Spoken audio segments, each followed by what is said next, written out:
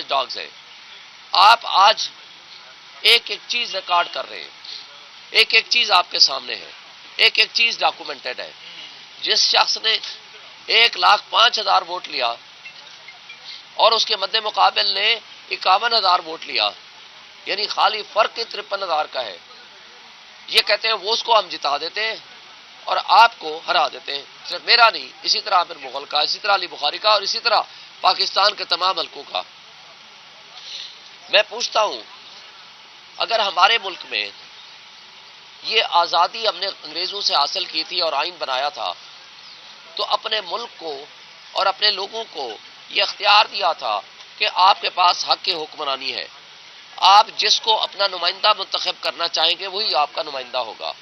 اگر آپ نے اس سلسلے کو ریورس کر دیا ہے, آپ نے اگر گورے انگریزوں کی جگہ پہ کالے انگریز بٹھا دیے ہیں اور ان لوگوں سے ذریعے سے آپ نے فیصلے لینے ہیں جنہوں نے ہمارے دشمن کے بچوں کو پڑھانا تھا, تو دشمن کے بچوں کو پتہ نہیں پڑھایا کہ نہیں. میں ان سے سوال کرتا ہوں کہ اپنے بچوں کو آپ اپنے عمل کے ذریعے یہ بتا رہے ہیں کہ آپ ڈاکہ ڈالو یہ جائز ہے, آپ چوری کرو یہ جائز ہے, آپ ڈاکہ اور چوری کے جو بینیفیشریز ہیں ان کو سر کی آنکھوں کا تاج بناؤ یہ جائز ہے, اور جو آنیسٹ لیڈرشپ ہے ان کو جیلوں میں ڈالو وہ جائز ہے.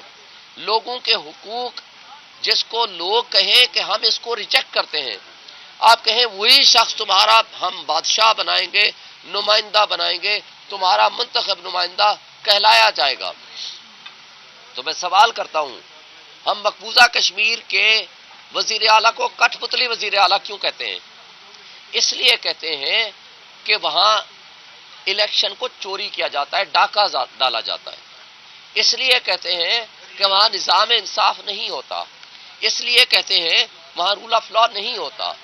اگر رول آف لا اور نظام انصاف آپ نے مقبوضہ کشمیر سے بدتر صورتحال اپنے پاکستان میں کر دینی ہے, جس کو آج صرف آپ کا نیشنل لیول کا میڈیا, سوشل ڈیجیٹل میڈیا, بلکہ اس سے بڑھ کر انٹرنیشنل میڈیا پوری دنیا میں آپ کا تماشا اڑا رہا ہے, آپ کا بدنما دکھا رہا ہے. تو میں آپ سے سوال کرتا ہوں کہ آپ ملک کے ساتھ مخلص اگر ہیں تو یہ سب کچھ جو کچھ ہو رہا ہے اس کا نقصان کس کو ہے؟ کیا ایک شخص کی دشمنی میں آپ کی آنکھیں اور کان بند ہو چکے ہیں؟ آپ نے اپنے دماغ بند کر لیے ہیں. آپ صرف وہ فیصلے کرنے لگے ہیں کہ جس سے صرف ایک شخص کو ہم شکست دے سکیں. آپ اس ایک شخص کو شکست نہیں دے سکے. آج عوامی ریفرنڈم کے ذریعے ثابت ہو چکا ہے کہ اگر اس وقت قوم کھڑی ہے تو اس شخص کے ساتھ کھڑی ہے جس کا نام ہے عمران خان, قیدی نمبر 804. مگر آپ سارے وہ مقتدر ادارے, وہ بونے سیاستدان, وہ الیکشن کمیشن اور وہ بے ضمیر منصف جنہوں نے جیل میں بیٹھ کے وہ فیصلے کیے غلط, غیر آئینی اور غیر قانونی, آج وہ دنیا کے سامنے ننگے ہو چکے ہیں. لیکن قوم آج اکٹھی ہے عوامی انقلاب کے لیے. اگر آپ نے عوامی انقلاب کا راستہ روکا تو عوام پھر اٹھے گی اور ان لوگوں کو خس و خاشاک کی طرح مٹا دے گی. اور میں ایک بات آخر میں یہ کہوں گا, آج بھی وقت ہے.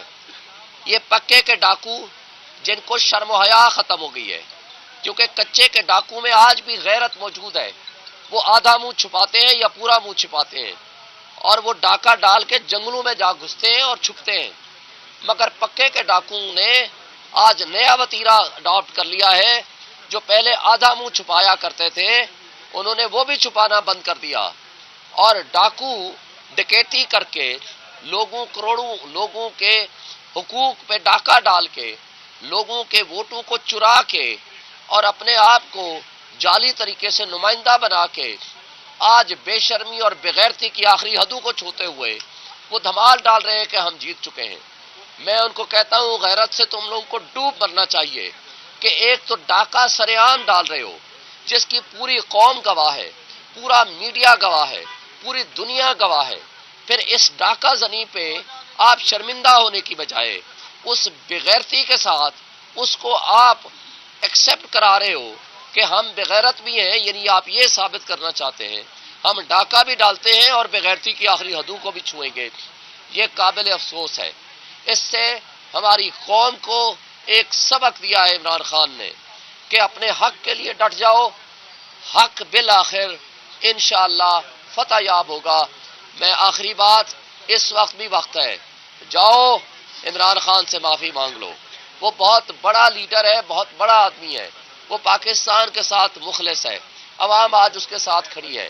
25 کروڑ عوام پہ ترس کھاؤ، 25 کروڑ عوام کا معاشی تباہی آپ نے جو پی ڈی ایم 1 کی صورت میں کی ہے، پی ڈی ایم 2 کی صورت میں اس سے بدتر ہوگی۔